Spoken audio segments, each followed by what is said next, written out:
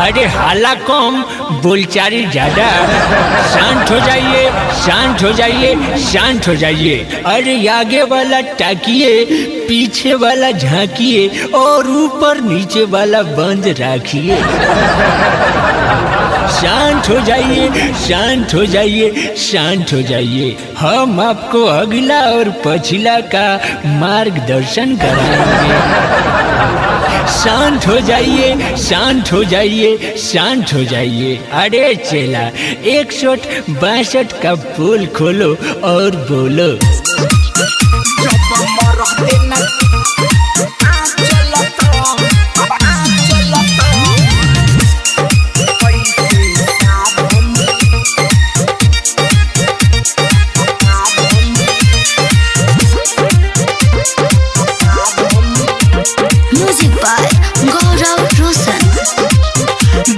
मरते न कमन चलत मेहरारू कैसे साध मिली।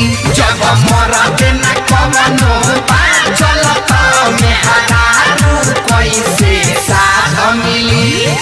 साध मिली न कब साध मिली, साध मिली न कब साध मिली। अरे तो सारा के जदि न सबत तोहरो उड़न बाज मिली। जब मरते न कवनो चलत मेहरारू कैसे साध मिली।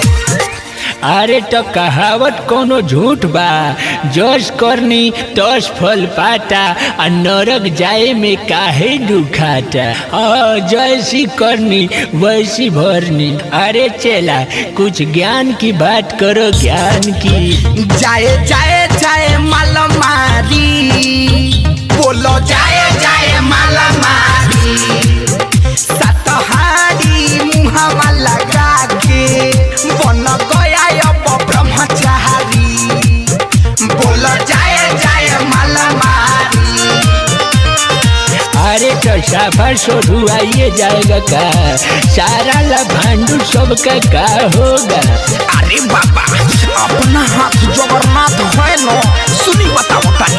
अरे तो बताओ न रे बच्चा। दिन भर जपी खाना महरे हरे, रात भर घूमी हो जाके घरे घरे। बच्चों थोड़ा ध्यान दो। दिन भर जपी खाना महरे हरे, रात भर घूमी हो जाके घरे घरे। अरे बेहुदा लॉकडाउन न है। ए बाबा टाउन में न लॉकडाउन है, यहाँ तो पाहुन है। दोसरा के होई बर्बादी तो तोहरा कैसे आबाद मिली। जब मरद न कवनो चलत